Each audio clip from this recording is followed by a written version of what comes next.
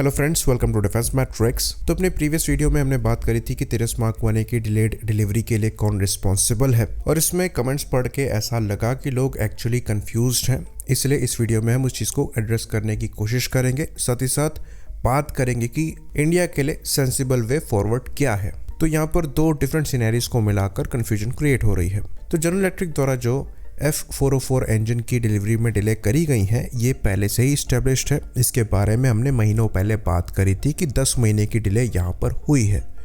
तो इसके लिए पूरी तरीके से जनरल इलेक्ट्रिक रिस्पॉन्सिबल है, भले ही वहाँ पर कोई भी रीज़न हो। पर इस इंजन डिले की वजह से जो एक्चुअल डिलीवरी डिले है वो पहले के 1 या 2 एयरक्राफ्ट के डिलीवरीज के बाद एंटिसिपेट करी जा रही थी। यहाँ पर जो मैटर है वो ये है कि पहले के जो 2-3 एयरक्राफ्ट हैं जिनको डिलीवर किया जाना था वो भी डिलीवर नहीं किए गए, इसलिए HAL को यहाँ पर क्वेश्चन किया जा रहा है। बाकी ये बात भी सच है कि एयरफोर्स द्वारा कुछ सॉफ्टवेयर आइट्रेशंस की डिमांड करी गई थी और कुछ डिज़ाइन शिफ्ट्स को भी कहा गया था। साथ ही साथ कुछ और चेंजेस को यहाँ पर डिमांड किया गया था, जिसको लेकर थोड़ा समय लगने वाला था। और ये जो चेंजेस हैं ये एयरफोर्स द्वारा प्रोग्राम की लेटर स्टेजेस पर ही डिमांड किए गए थे और इसको लेकर डेफिनेटली डिले होने वाली थी। इसलिए जो डिलीवरी टाइमलाइन है उसको फरवरी से मार्च किया गया। मार्च के बाद फिर कुछ रिपोर्ट्स आई कि जून या जुलाई तक ये डिलीवर हो पाएंगे और अब अगस्त में आ रही है। तो ये एक रीज़न हो सकता है। यहाँ पर आप एयरफोर्स को कह सकते हैं कि इन्होंने लेटर ऑन स्टेजेस में डिमांड करी कुछ चेंजेस की, जिसकी वजह से यहाँ पर डिले हो रही है। पर हमें ये नहीं पता कि ये कितने मेजर चेंजेस हैं जो इतना समय ले रहे हैं।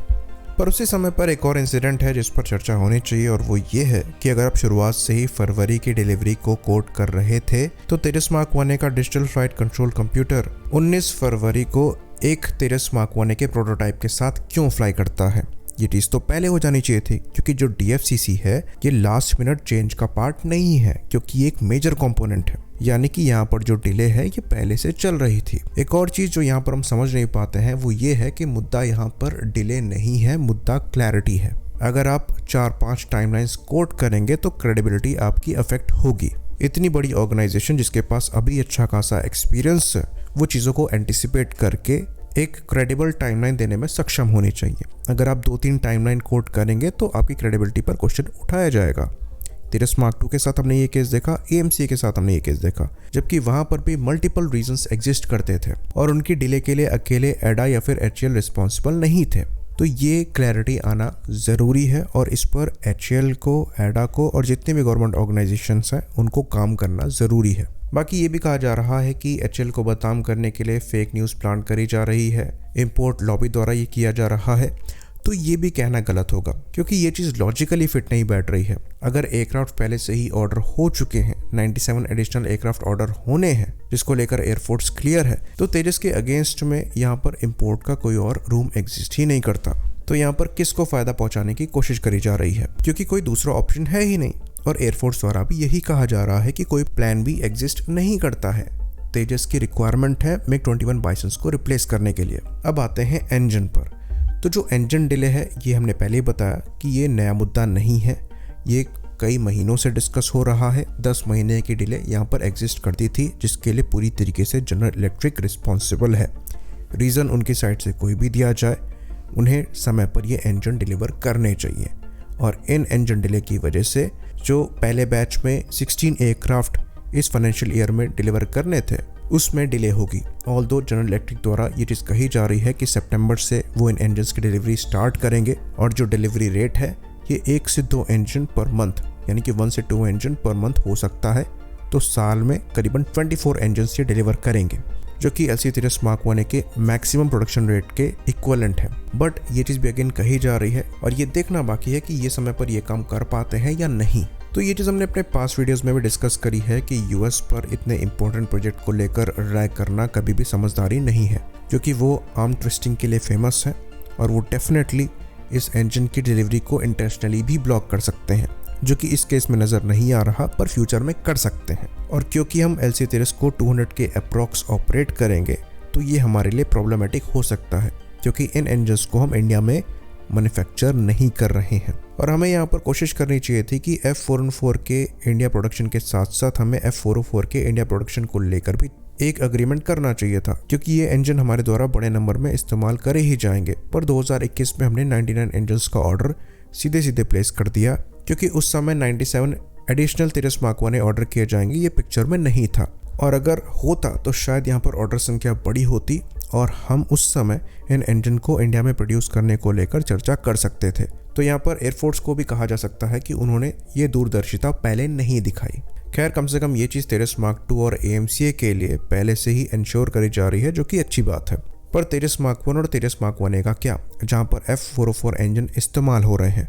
तो ये चीज़ हम आपको बता दें कि इन इंजन्स के ऑल्टरनेटिव्स को देखने पर ये कोई नई चर्चा नहीं है। इवन पास्ट में भी ऐसी कोशिशें हुई हैं कि यहाँ पर ऑल्टरनेटिव्स देखे गए हैं, और जो मोस्ट लाइकली ऑल्टरनेटिव है ये रशियन RD-33 इंजन है, जो कि MiG-29 फाइटर्स में इस्तेमाल होता है। तो ये इंजन डेफिनेटली सफिशिएंट थ्रस्ट पैदा कर सकता है, काम भी कर सकता है, पर इसकी रिलायबिलिटी F404 को मैच नहीं करती है। तो जो actual alternative in American engines का है वो हमारा स्वदेशी कावेरी इंजन ही है, जिस पर अभी भी काम किया जा रहा है। पहले से काफ़ी ज़्यादा वेट रिड्यूस किया जा चुका है, थ्रस्ट को बढ़ाने की कोशिश करी जा रही है, एक स्टेबल हायर थ्रस्ट अचीव करने की कोशिश करी जा रही है। अगर ऐसा कर लिया जाता है और जो ओरिजिनल एंटिसिपेटेड नंबर्स थे उनको अचीव कर लिया जाता है, तो F404 का इससे बेटर ऑल्टरनेटिव नहीं हो सकता।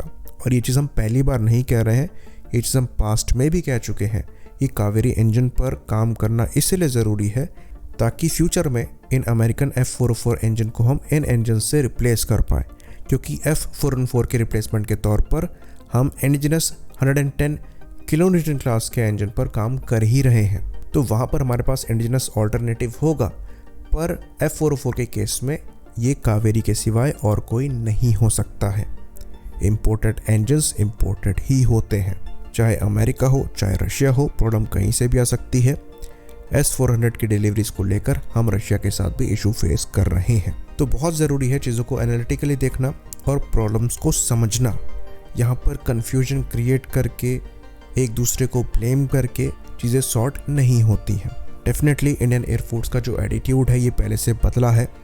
PSUs का जो वर्क कल्चर है, एटीट्यूड है, ये पहले से काफ़ी चेंज हुआ है, पर यहाँ पर और चेंजेस करने की ज़रूरत है। तो ब्लेम करने के बजाय चीज़ों को सॉर्ट करने की कोशिश करी जा सकती है, और ये चीज़ हम कोरिया एरोस्पेस इंडस्ट्रीज से सीख सकते हैं। जो इनका KF-21 बुरा में प्रोग्राम है, उसमें कोविड की डिले के बाद भी टाइमली एग्जीक्यूशन कैसे चल रहा है ये स्टडी किया जाना चाहिए। उन्होंने अपने ऑफिशियल्स को पर्सनली अपने सप्लायर्स के पास भेजा ताकि जो कोविड में डिले हुई है उनको मेकअप किया जा सके और ये इंश्योर किया जा सके कि जो कंपोनेंट्स उन्हें चाहिए वो उन्हें टाइमली डिलीवर्ड हो।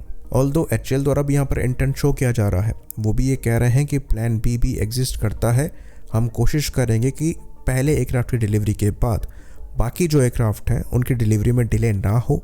हम यहाँ पर पुराने इंजन्स के साथ इन्हें फ्लाई करेंगे, फिर नए इंजन्स आ जाएंगे, उनको लगाकर हम एयरफोर्स को डिलीवर करेंगे।